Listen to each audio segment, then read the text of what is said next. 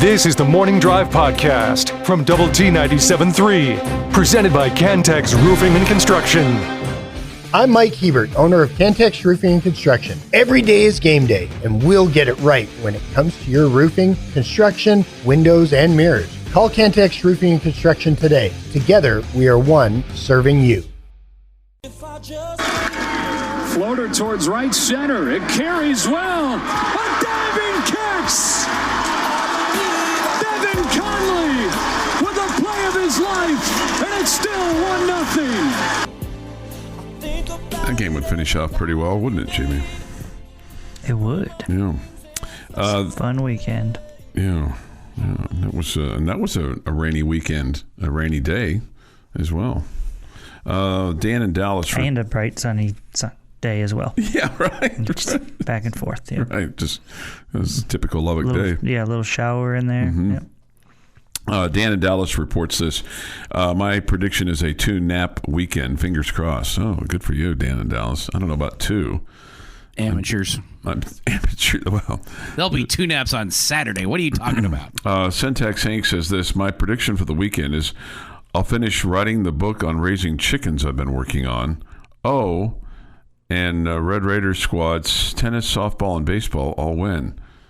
I'm curious about why you would write a book about raising chickens, and do you have a coop? Interesting. If he's writing a book about it, yeah. I would think he has a coop. He's got probably a couple of them. He's probably got some really extensive knowledge. This question back to the sports world, Jamie. A couple of them? Yeah, a couple coops? Does that make it a deuce coop? If they were small, would they be little deuce coops? Yeah, there we go. Okay, thank you. You finished that off well, very nicely. Well, one of us had to. We knew you'd never get there. No, I got it. No, that one I could get. That one I got. I had a few friends tell me yesterday that they enjoyed you not getting my joke about Federico. You forgot the comma. Yeah.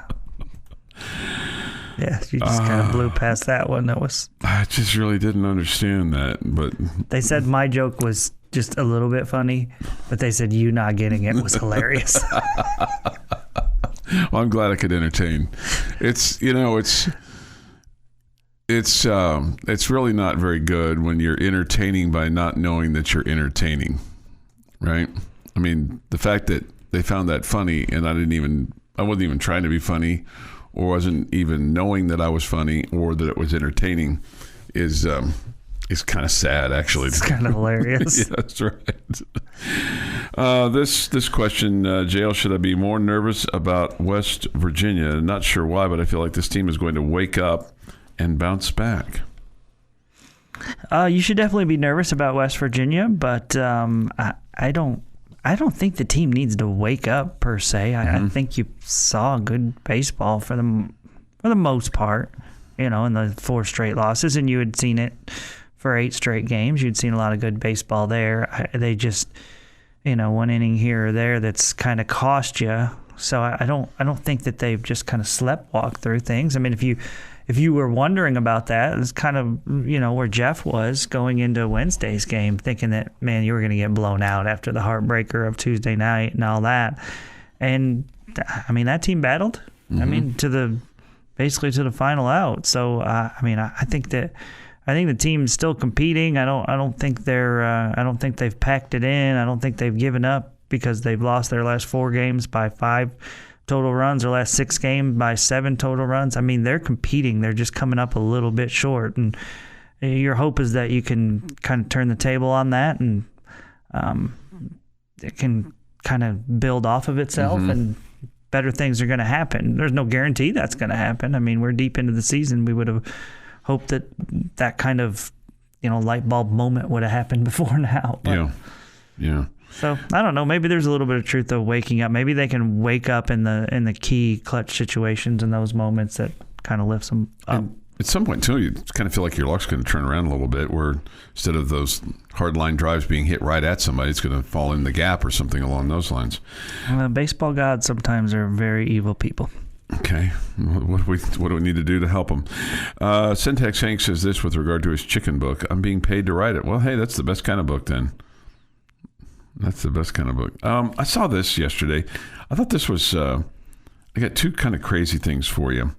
Do you want a baseball thing that I have a real question about, or do you want a basketball NBA thing that I have that I think is kind of cool? Which would you like? Your choice. I'll pick the baseball. Okay.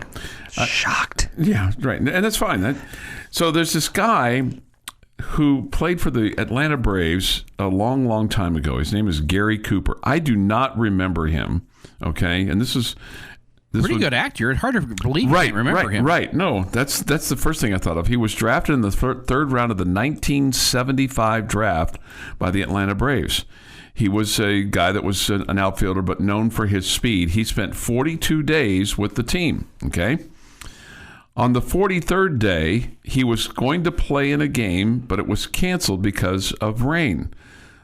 Before he could make one more appearance, he was moved down to the minor leagues, never to return. The 43rd day is the threshold for earning a mandatory Major League Baseball pension.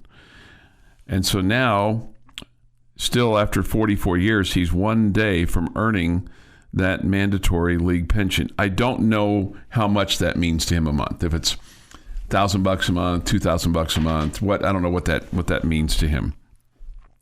The rainout had no impact on the number of days of service, as the system doesn't count that a game needed to be played for that day. But the fact that he was not there means that he's still a day short. He is 67 years old. And now there's this petition to get him on the Braves coaching staff for a day or something along those lines. The petition has received nearly 5,000 signatures. How would you respond to that? I would have loved for the Braves in the moment to have realized, okay, this guy's at 42 days. Yeah, in 1975, I mean, you know, the salaries really hadn't exploded yet, and the union was was very strong because they'd had a strike in 72. The value of what a pension could have been, you know, thought. I just feel like if you do it for one guy, then there's going to be somebody else and somebody else and somebody else and somebody else. I don't think they should do it now. Yeah, I'm with you on that. It's sad. It's too bad. But that's just, sometimes that's the way baseball go, right? Mm-hmm. Yeah. So I thought that was kind of interesting that this comes up, and the guy has not had the best of life. I mean, he's had some challenges, and people are trying to help him out, which I get, but I think throwing him on for a day to try to get him a pension, probably not necessarily the best thing to do. Your daily dose of sports and fun. This is the Morning Drive Podcast from Double T 97.3, presented by Cantex Roofing and Construction. Here on the Morning Drive, today is Friday, April the 19th, 2024. With this day in sports history, here is Jeff McGuire. Going to go back to 1926. You want some faith in your Red Raiders? Sure, yeah. Pitcher Volney Hill drives in 2 for the Texas Tech Red Raiders and throws their first no-hitter in a 3-0 win over McMurray. Wow, how about that? He's doing it all. 5-tool guy. 1949, Yankees dedicate a plaque for Babe Ruth. Was that the first one?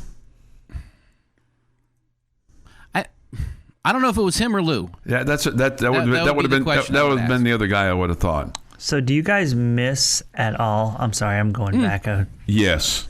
You miss at all like a pitcher helping himself out? No. It's cool when it happens. I don't miss it. I don't miss it. I thought, here's what I thought you were going to ask me.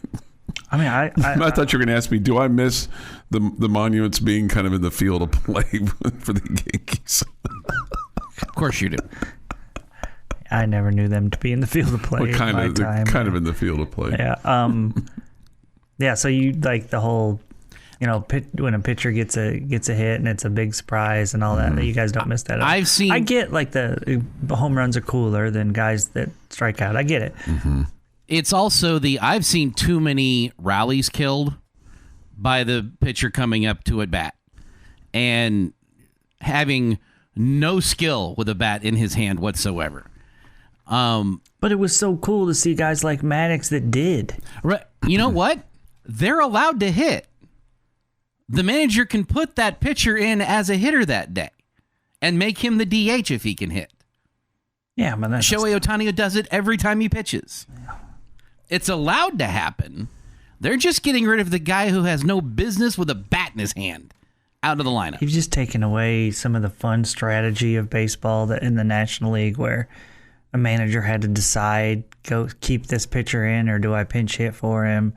I mean, it takes away the fun of, a pitcher who has who looks like the guy that Jeff just described, all of a sudden going yard or coming up with a big hit out of nowhere. I mean, that to me was fun, okay? Another burly guy who can hit it 450 feet. Whoop-de-doo, mate. Oh, it's pretty impressive when a ball goes 450. It only counts as one, but it's still cool.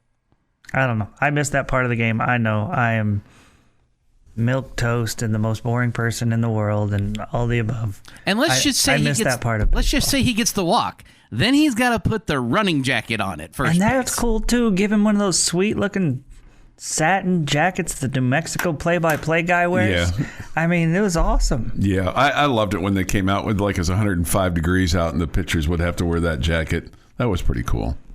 I mean, there's just so much of the pitchers hitting that I miss. They're out there running the base pass. I'm the only one in America, but I miss it. I hate the DH. I don't think you're the only one. I don't hate the So DH, much. but I could have the occasional pitcher batting, but No, you can't. Not anymore. I know, but I mean, I liked it when the National League and the American League were different. I liked it when you had the American League umpires and the National League umpires, and you had the strike zone was a little bit different, and the ballparks were a little bit different. Okay, I can't. Well, the ballparks are different, every one of them. Well, I know that, Doesn't but matter if American League or National the League. style of them was a little bit different. I don't need the umpires to be different. I liked it when they were. I want athletes to have to be full-on athletes, not just for one situation. Sure. I don't want players in basketball that stay at the offensive end of the court. I want them to have to run back and play defense. All the above. Hey, Dirk ran back and played Well, Dirk ran back. And was on the defensive He was end on of the the floor. defensive end of the floor. All right, guys. Today's the beginning of the end in 1960. Baseball uniforms begin displaying players' names on their back. Wow. Because that's when we started saying, they need to play for the name on the front of their jersey, not the one on the back. It all started today, folks. I don't hate that. Who was the first one that did that? That complained about the jerseys? that had their jerseys on the name of the I don't know bank. specifically which team, but today was the start of it. Yeah, I don't hate that you get to put your name on the back. I think that's okay. Making the joke about playing for the name on the front of the jersey and not the one. Yeah, on the yeah, back. no, I get it. Oh, yeah. I get it. 1996, Rangers went bananas. 16 runs in the eighth inning versus the Orioles, 26-7 final score in this one. They scored a lot of runs in one inning. The play-by-play guys threw out their scorebooks. Couldn't keep up. And on this day in 2013, Texas Tech head coach Todd Petty engineered a 4-3 win for the over number 25 TCU for the Lady Raiders to earn a share of their second consecutive Big 12 conference title. Good for him. It's National Amaretto Day, which is a flavored liqueur usually as a mixer in cocktails. Amaretto sour. Not a big fan, but it's okay. Happy birthday, Hayden Christensen, 43, James Franco, 46, Kate Hudson, 45, Tim Curry, best evil laugh ever, 78, Suge Knight, 59, Maria Sharapova, 37, Ashley Judd, 56, Troy Polamalu, 43, Joe Mauer, 41, and Jose Cruz Jr. is 50 today. And think back to February 28th, guys.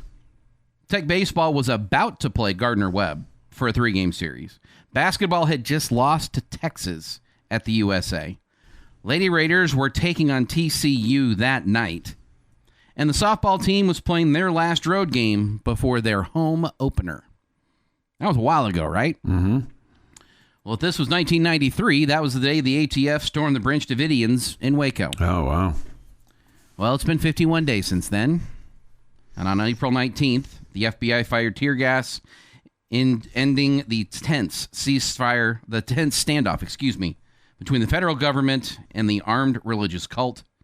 By the end of the day, the compound was burned to the ground, and some 80 Branch Davidians, including 22 children, had perished in the inferno. And that is this day in sports history. All right, that means it's time for your lucky winning word here this morning. I've got one that's very appropriate based on Jeff's This Day in Sports History. Double T 97.3 in the home zone, where they make your house a home every day at 50th in Indiana, giving you the opportunity to win some cash with our lucky winning word. All you have to do is go to doublet973.com and get signed up to play and enter the winning word when I give it to you. Obviously, the more times you enter the winner, the more times you enter, the more times you have a chance to win.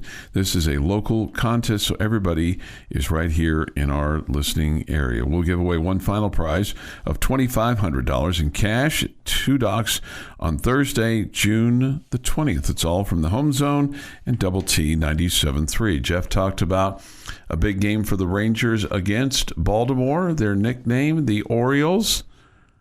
Our lucky winning word at 6:45 today, as the green grass grows all around, and the world is indeed round, is Orioles. Orioles. Orioles is your lucky winning word at 6:45 this morning. How about that for connecting all the dots? That's what we do. By the way, I don't think many people think all of our dots are connected. By the way, the first monument for the New York Yankees was in honor of Miller Huggins. He was given that honor posthumously as he died suddenly in the 1929 season. And they honored him with it was in play. It was in the field of play. It wasn't necessarily on the field, but the monument was inside the stadium. There was also a flagpole at one point in time at the 500-foot mark there at Yankee Stadium. And so they erected a freestanding monument in front of the flagpole in his honor. And that was the beginning of Monument Park for the New York Yankees back in 1932. So there you go. Your daily dose of sports and fun. This is the Morning Drive Podcast from Double T 97.3, presented by Cantex Roofing and Construction. Michigan State ball to the left of their goal. Winston teardrops it up where it's grabbed by Tillman. He'll lob it out to Winston. Catches, dances right, separates and shoots for three. Strong, rim high rebound. Brandon Francis and the Red Raiders can dribble it out. Dreams, more of them coming true. 2-1. The Texas Tech buzzsaw continues to slice through competition. The Red Raiders will play for a national championship Monday night.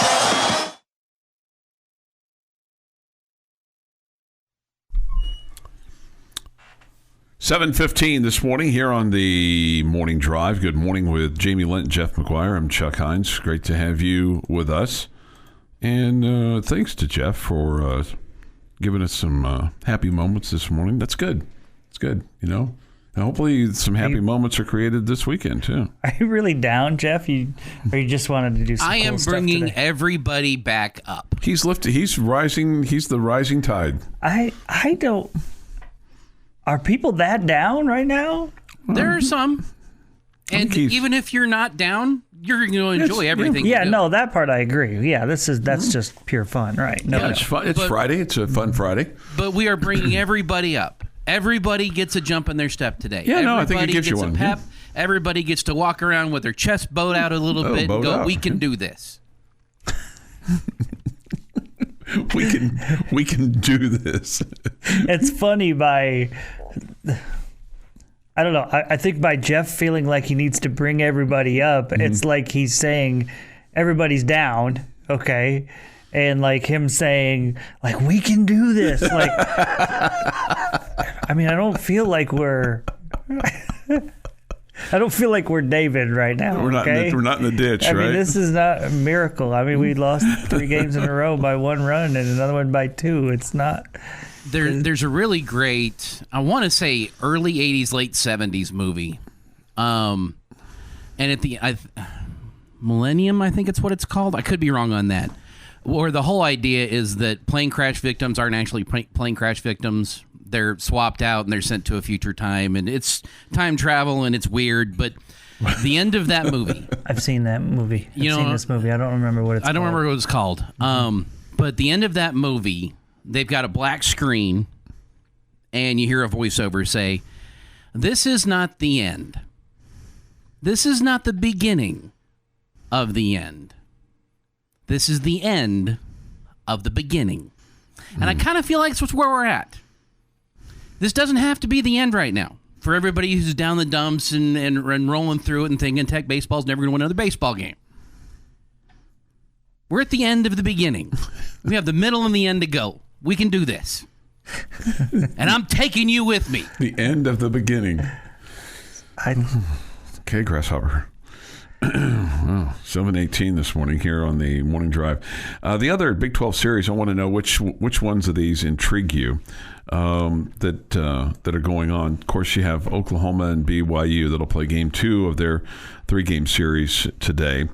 Then you have Houston and Cincinnati that opens up a series there in Cincinnati. You have UCF playing host to Central Michigan. That's obviously non-Big 12 play. Oklahoma State and Kansas State will play in Manhattan. Baylor plays host to Kansas. Texas and TCU will play in Austin. And like I said, you've got Oklahoma and BYU again tonight there in Provo. I think Houston and Cincinnati's kind of a dud. Yeah, I would agree with that. UCF will pound Central Michigan, I would imagine. I think Oklahoma State and K-State's it's a great series. Okay. Anything could happen there. Kansas and Baylor, somewhat interesting. Baylor's kind of forced their way back up into the top half of the Big 12 standings, and just want to see how Kansas, who I think is a good baseball team, handles playing on the road in Waco, where we know they can really pitch. And then obviously the TCU and Texas series is fun just because you hate both those teams. And so you're interested to see what exactly goes on there. I expect Texas to win that series. TCU, similar to the Red Raiders, is a different team at home than they are on the road. That's at least what we've seen so far in Big 12 play. And Oklahoma at BYU, that's another dud. I would expect the Sooners to easily win that series. Can you kind of put TCU's your hatred there aside and root for the Horned Frogs against Texas because Texas is ahead of TCU in the standings? Sure. Okay. Sure. And then the same thing goes with Kansas State and Oklahoma State. Kansas State is 7-8 and Oklahoma State's 10-5. Yeah, I'll be rooting for K-State. Yeah. And then I guess I'll be rooting against West Virginia too. They're at the top of the standings. Right? Yeah, no, that's a given that should be. I'll be rooting against Oklahoma too, but I don't think they'll win. Yeah, man, I'm really the whole Cincinnati thing. I mean, it's so fascinating their little complex that they've got there because they've got all together. They've got their basketball arena. Then they've got these intramural soccer fields. And they've got a baseball park and a football stadium. I mean, and you can see them all very clearly, like just from the street level when you're looking at that area. And it looks like the baseball stadium is kind of a bandbox. I'm sure when Which school are we talking about? I'm sorry, Cincinnati. Okay. They're all right there. They're all right there together, and then they're building. It looked like they were building when we were there this past winter, to the right of the baseball stadium, adding on to their football complex to I guess make it up to kind of Big 12 standards for their, football training facility, et cetera, et cetera.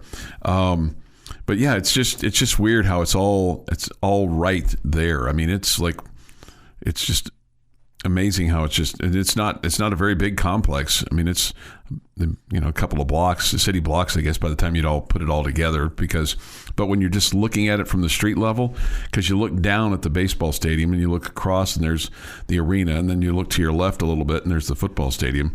So it's just kind of weird how that all is all right there together, and just seems like it's a real tight little blocks there. But I mean, it's in a city. It's in Cincinnati. I mean, it's not like they've got acres and acres of land like we have here, at Texas Tech. And Texas Tech's one of the biggest campuses in the Big 12, just in terms of land mass. When you look at it, and available land. I mean, there's more and more of it that's getting swallowed up with dorms and buildings and things like that compared to 20, 30 years ago. But it's just kind of fascinating. Speaking of that, I was talking with a former Texas Tech coach the other night. He was in town for the Texas Tech College National Football Foundation College Hall of Fame dinner.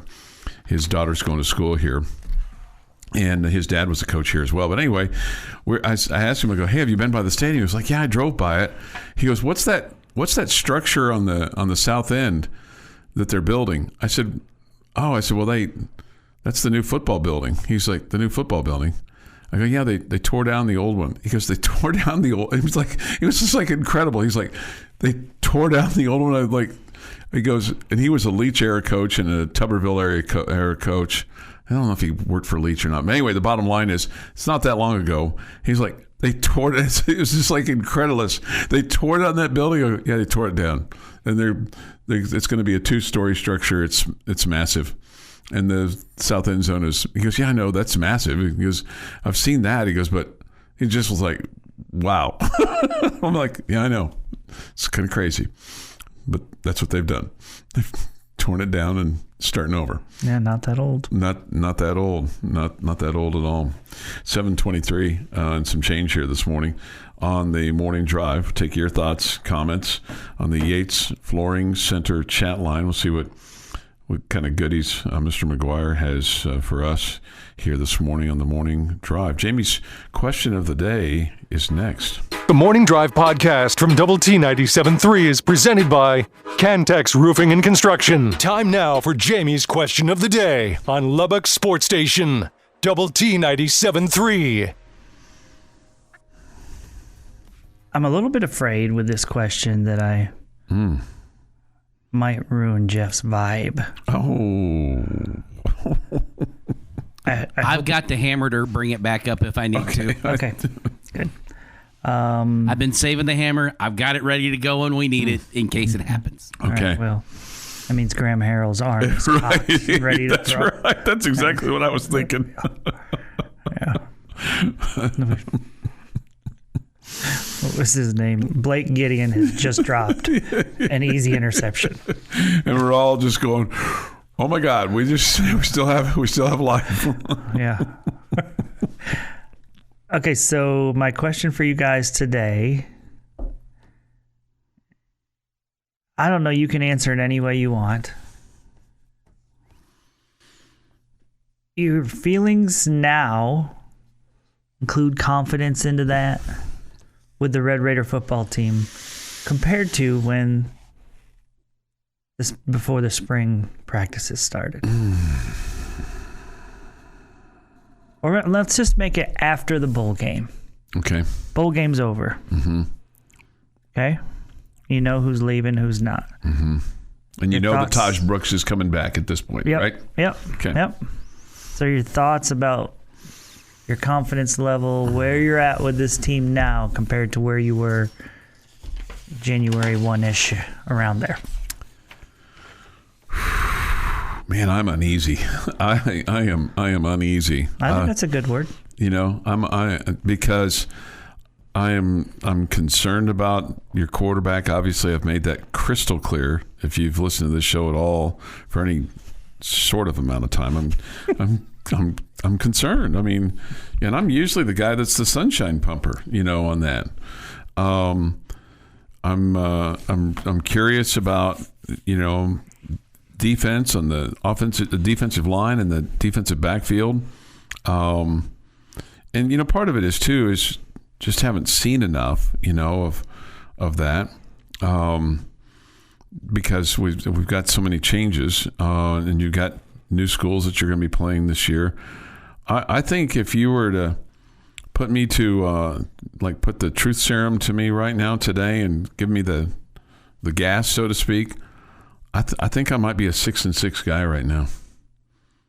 That I'm uneasy because I just think that Where were you after the bowl game?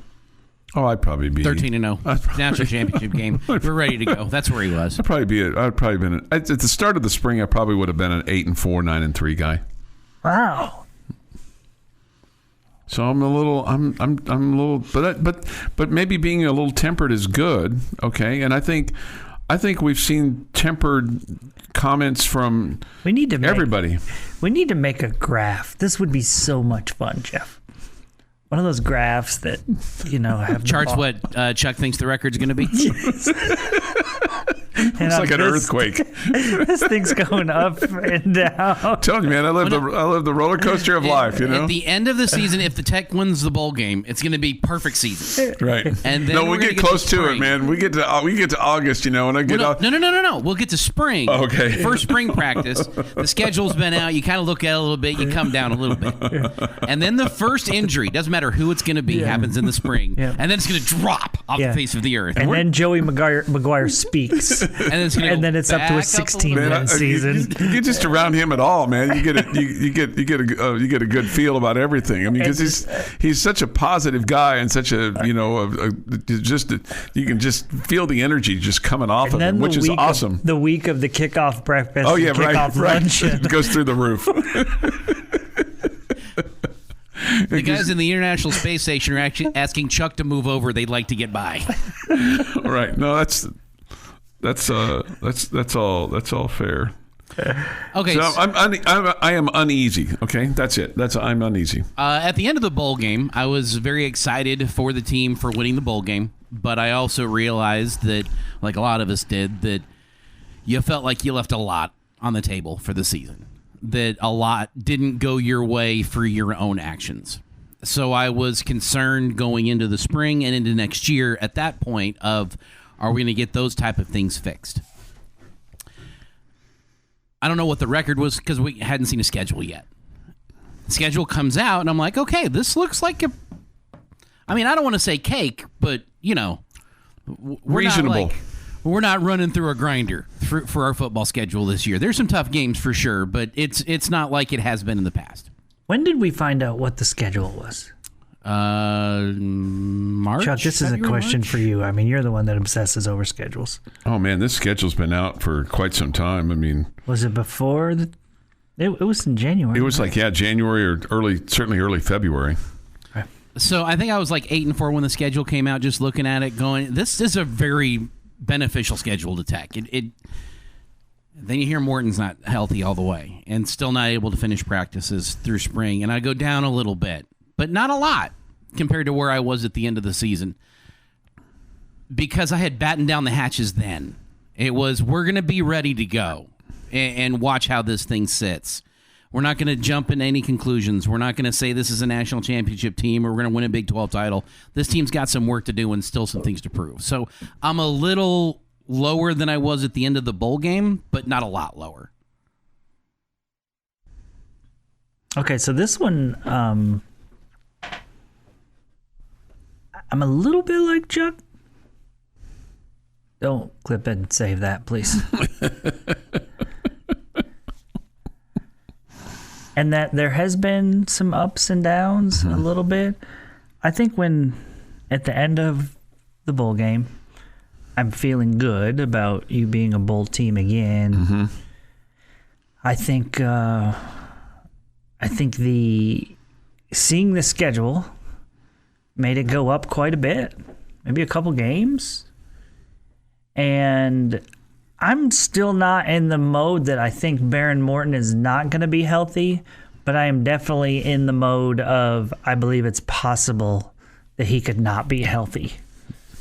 And so I think that's dropped me down a little bit. So I probably was more of an 8-4 guy that slipped to 7-5 just because I'm just not sure about Baron. Mm-hmm. Again, I'm still confident that he'll be healthy, but yeah. I'm keeping an open thought that it's possible that he's not going to be. Mm-hmm. That changes things dramatically. If we were to know that would change things a bunch. Yeah. This tempering your expectations has zero impact on the actual team, Chuck. Okay, thank you. 7:40. The Morning Drive podcast from Double T 97.3 is presented by Cantex Roofing and Construction. You called down the thunder, well now you got it. You tell them I'm coming, and hell's coming with me, you hear? Hell's coming with me! O'Hara in the shotgun from the 28 to throw. Goes to the right side for Crabtree. It's caught. He breaks. Oh, he's the worst. Touchdown, Red Raiders. Unbelievable. Touchdown, Red Raiders. Touchdown, Red Raiders. Michael Crabtree has done it.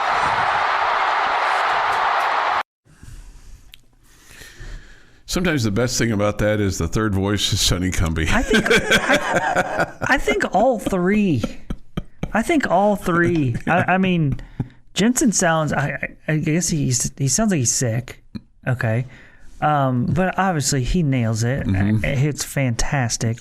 I mean, Harris's pure emotion is super fun to me.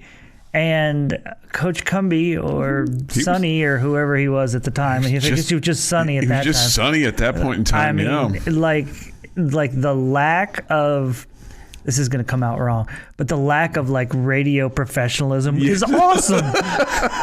It's just pure joy. It's fantastic. It's not scripted. It's not. It's all organic. Fake. It's not. It's not. Well, this is what I'm supposed to do. And when the second guy gets done starts talking, no. I mean, it's just three guys that like lose their mind. Right. And like it's everybody awesome. was. It's fantastic. So, I mean, kudos to all three of those guys because that in a moment that any Red Raider fan will always remember, we would want to be great and we would want them to be feeling the same exact thing that we were feeling. It sounds like all three of them were. Because it truly was unbelievable. Yeah. It truly was, especially like you said earlier, the play before that, Blake Gideon basically dropping a sure interception that would have ended the game, and then, boy, just kind of would have changed everything. It's like three Red Raider grad homers calling the game. It was awesome. It didn't sound like professional broadcasters in my radio voice. It sounded like three Red Raiders that somehow stumbled into the booth, stole the mic from the suits, and then just killed it.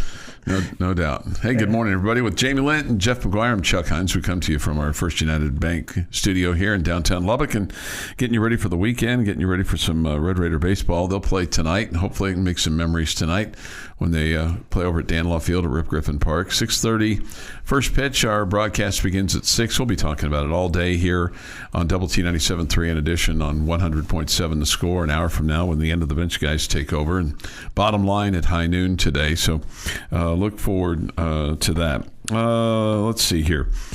Bullfighter says this: I can make a new list or graph if needed. This is in reference to me and my thoughts on my emotion going up and down with regard to the. And I'm not down on the Red Raider football team going in. I'm just a little uneasy going into the spring and the summer. And maybe that's good because my expectations are not tempered or anything like that. I'm just like I don't know what to think yet.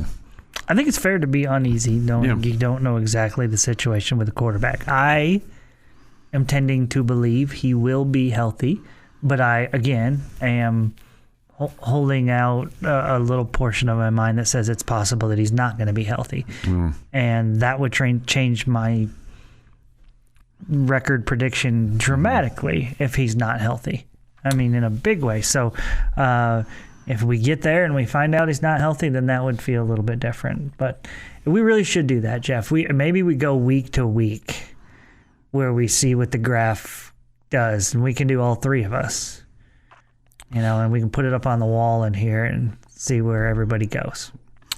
Let's see. We get this. One more thing for you to take care of, Jeff, with your markers. Jamie, I want to thank you for always being the voice of reason and maturity.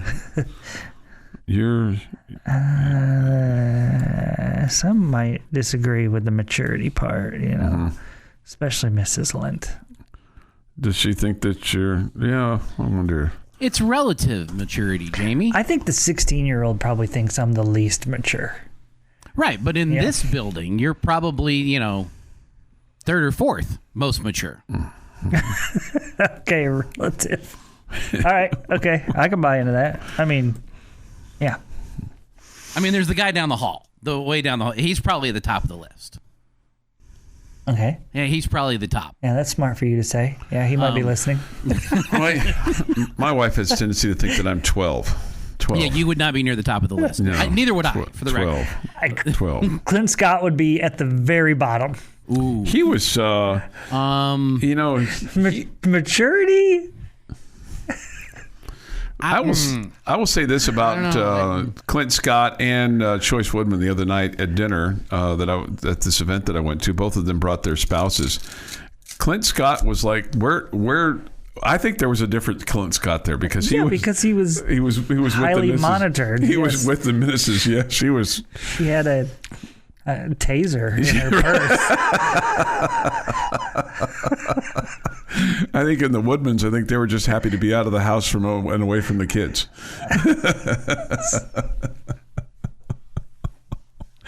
No, that's not fair. No, it's probably not fair. No, his kids act right. He wants to hang around them. Mm-hmm. Yeah. Let's see. With regard to our new big fella, Federico. Will the new guy's nickname be Comma, or even somebody said you said the big Comma? Yeah, when you that's the funny part to me. When you were talking about him, I like in my mind, I was like, when Chuck's done talking, this happens a lot. I'm gonna say this, or I'm gonna ask him this, and then you say something else that makes me chuckle or scratch my head, and I forget to say what I was gonna say. I was going to say that I think his nickname should be the Big Comma. The Big Comma. Yeah, as a joke. But I forgot, and the texter was on the same wavelength with me, so that's a little bit disturbing for him. Let's see here. We get this from about 40 minutes ago. I was talking about the landmass of Texas Tech. This person says, Texas Tech is one of the top 3 universities in the nation, Chuck, as far as area, and one of the very few that has an undergrad, grad, law, and medical school all on the same campus. Yeah, that's exactly right. That's exactly right. Dan in Dallas wants to know if we've bought the new Taylor Swift album yet. I didn't know she had one. Is this an LP or is this CD, 8-track, or is this digital just download, Chuck? Digital download. I knew that. I was asking the question, and I'm giving you your answer. Just being a little facetious there.